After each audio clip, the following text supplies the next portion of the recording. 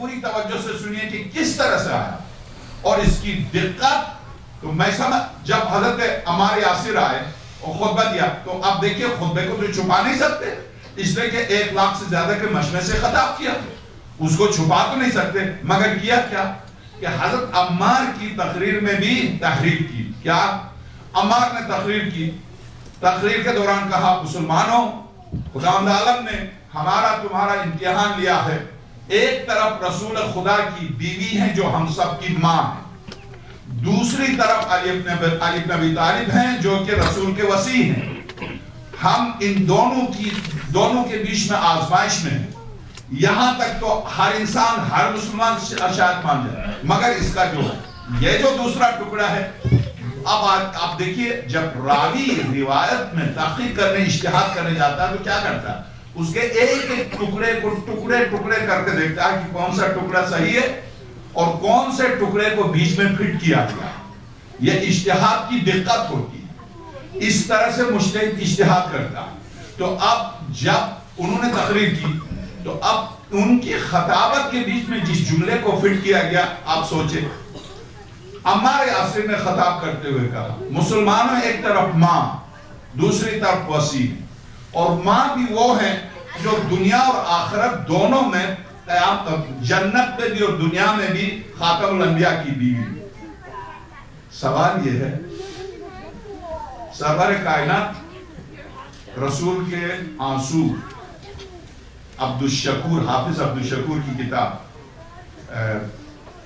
چنیوں کے حافظ عبدالشکور کی کتاب رسول کے آنسو اور اسی حافظ عبدالشکور کی کتاب رسول کی مسکراہٹیں، دونوں میں اس روایت کو دیا. سرور کائنات 10 دفعہ پوچھا کہ تو کب مرے گی. جو شوہر اپنی بیوی سے راضی ہو موت کی انتظار کر رہا، شوہر بیوی سے کہہ دے گا تو کب مرے گی. سرور کائنات پوچھتے ہیں ام المؤمنین سے تو کب مرے گی. محترمہ فرماتی ہیں ہاں آپ کو تو انتظار ہے، مر جاؤں تو میری جگہ پر دوسری سے شادی کر دیں. تو سرور کائنات نے فرمایا تو کوئی رکاوٹ توڑی ہے، تیرے ساتھ بھی میں کر سکتا ہوں، مشکل نہیں. تو خیر پیغمبر اکرم نے ان سے شادی کے بعد بھی 4 اور شادیاں کی، کیا کر سکتی ہے. مگر آپ غور کیجئے اس پر کہ عمار یاسر نے کیا واقعی یہ کہا تھا کہ جنت میں بھی پیغمبر کی بیوی دنیا میں بھی. کیا یہ جنت میں بھی یہ عمار یاسر کا جملہ ہے؟ تو اب ڈاکٹر تیجانی کہتے ہیں عمار پر کیا وحی نازل ہوئی تھی کہ خدا جنت میں بھی کہے گا عائشہ کو لے لے. یہ عمار کا نہیں ہے، یہ جملہ عمار یاسر کا نہیں ہے. اس لیے کہ جب عمار کو یقین تھا کہ یہ جنت میں جائے گی تو جنتی سے جنگ کرنے کیوں آیا؟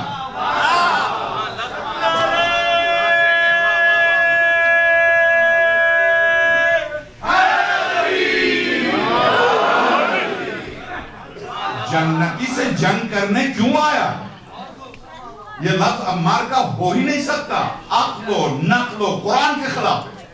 یہ جانتے ہوئے کہ جنتی لڑنا آیا، سامنے آتی تو قتل کر دیتا. لوگ پوچھتے تو نے جنتی کو ماں اور جنتی تو نے کیوں مارا، پھر کس بنیاد پر آئے تھا؟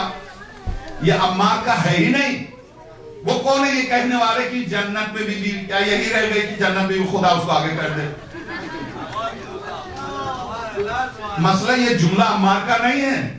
اب اس کے لیے اسی کا نام اجتہاد ہے کہ روایت کو جب لے تو اس کے ایک ایک پہلو پر غور کرے. ایک طرف قرآن کو رکھے، دوسری طرف عقل کو.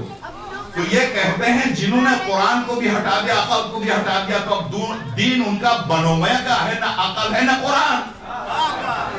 یہ اب آپ آئیے ایک اور سوال دیجیے.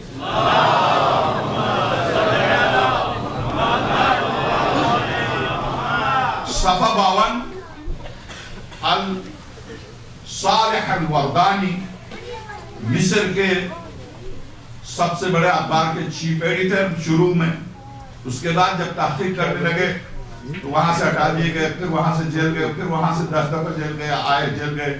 بہرحال اس کے بعد انہوں نے کتاب لکھی صالح الوردانی مصنف کا نام ہے، علی مع الحق والحق مع علی کتاب کی ہیڈنگ ہے. اصل کتاب کا نام ہے فریب اور عربی میں اصل میں اس کا نام ہے الخدعہ. صفحہ 54 54 اور اس کا آخری چیپٹر. اسلام میں مذہب کا کوئی تصور نہیں ہے. میں ان کی عبارت پڑھ رہا ہوں, آپ بالکل بھی عبارت پڑھتے ہو پریشان ہو. اسلام میں مذہب کا کوئی تصور نہیں ہے. اسلام میں شیعہ, سنی, شافعی, مالکی, حنفی, حنبلی نام کی کوئی چیز نہیں ہے.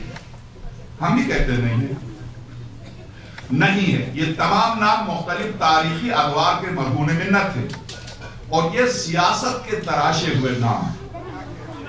یہ سیاست کے تراشے ہوئے نام. حق بات یہ ہے کہ دو طرح کے اسلام پائے جاتے ہیں. اسلام دو طرح کا, سچا اسلام, جھوٹا اسلام. میں خدا لعنت کرے جو منبر پر ایک لفظ اپنی طرف سے بولا, امانت ہے, جو اس کے لفظ ہیں وہی میں آپ کے حوالے کر رہا ہوں. میں جس وقت اس پر آؤں گا تو میں صاف طور سے کہوں گا اب اس پر میری گفتگو ہے. اس وقت ان کے لفظ ہیں, ان کے جملے ہیں, میرے نہیں. دو اسلام, یہاں شیعہ سنی, وہابی, فلاں, حنبلی, شافعی مان نہیں. دو اسلام, ایک اسلام برحق اور سچا, اور ایک اسلام جھوٹا. دو اسلام ہیں بس. اب یہ کہتے ہیں جھوٹا اسلام, یعنی الہامی اور وحی کا اسلام, اور تاریخ میں اسلام اور ایک وحی اور الہام کا اسلام, اور دوسرا حکومتی اسلام. ایک وحی کا اسلام ہے اور ایک حکومتی اسلام. تو اب آئیے, تاریخ میں جسے پذیرائی ملی وہ حکومتی اسلام تھا. تاریخ میں جسے پذیرائی, آپ کو بھی لطف آئے گا, کیا اس نے دیکھیے, اس کی جملے دیکھیے, تاریخ میں جس اسلام کو پذیرائی حاصل ہوئی وہ حکومتی اسلام تھا. تو جب 400 سال تک معصوم بچے حکومتی اسلام کی گود میں پلے, کیا توقع رکھتے ان سے؟ ابو حنیفہ. کیا توقع رکھتے امام مالک؟ کیا توقع رکھتے احمد بن حنبل؟ یہی آپ توقع رکھیے. افغانستان سے چلا, ابو حنیفہ افغانستان کا ہے, افغانستان سے چلا ہے. سن 80 میں سرور کائنات کی وفات کے 11 ہجری میں سرور کائنات کی وفات ہے. سن 80 میں ابو حنیفہ کی پیدائش ہے. عالم بنا ہے سن 130 ہجری میں, بنو امیہ کے حکومت کے اختتام اور بنو عباس کے حکومت کے ابتداء میں یہ عالم ہوا ہے. اب یہ فقیہ بنا کہاں سے, کس نے بنایا؟ نہ آپ کے والد کا کوئی تعلق پیغمبر سے, نہ آپ کے کسی اور خاندان کا تعلق پیغمبر سے. یہی تو ہوا. میں پہلے عرض کر چکا تھا, یہیں پر رکا اپنی جہاز سے. علامہ ہلی, ایران جو اس وقت مکتبہ اہل بیت کا مرکز ہے, مرہون منت ہے حضرت علامہ ہلی کا. علامہ ہلی عراق کے تھے. ہلہ عراق میں 4 کا نام ہے. ہلے کے بہت بڑے علماء گزرے میرے زمانے تک, یعنی سن 70 تک. حضرت آیت اللہ محسن حکیم کے استاد محترم بھی اس شہر کے تھے, ہلہ کے. ہلہ ایک شہر ہے عراق کا, کربلا سے تقریباً 13 میل کوفے کی طرف, کربلا سے 13 میل کوفے کی طرف. نجف سے آپ جاتے ہیں تو آپ کے دائیں جانب ہلہ رہ جاتا ہے, کوفے سے جاتے ہیں تو ہلے سے گزر کے کربلا پہنچتے ہیں.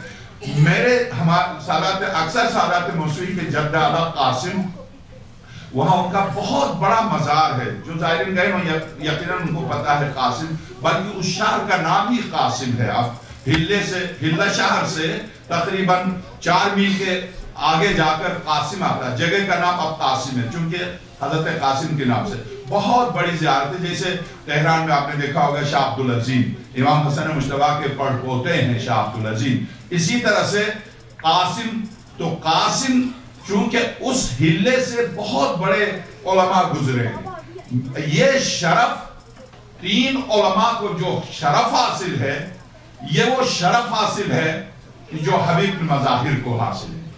جیسے شہدائے کربلا میں حبیب کو جو آخر میں آج مسائل انہی کے, جو شرف شہداء میں آل رسول کے علاوہ صحابہ میں جو شرف حبیب کو حاصل ہے, کلینی سے آج تک وہی شرف 2 علماء کو حاصل ہے, بلکہ 4 علماء کو.